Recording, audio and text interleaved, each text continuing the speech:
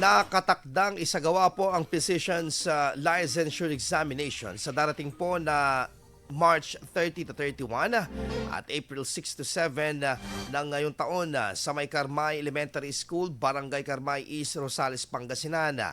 Sa ilalim sa naturang eksaminasyon ang kabuang 71 aspiring physicians sa Rehiyon 1. Pinaalalahanan naman ng Professional Regulations Commission or PRC Region 1 ang makakukuha ng pagsusulit na dalhin ng mga kinakailangang gamit sa araw mismo ng eksaminasyon.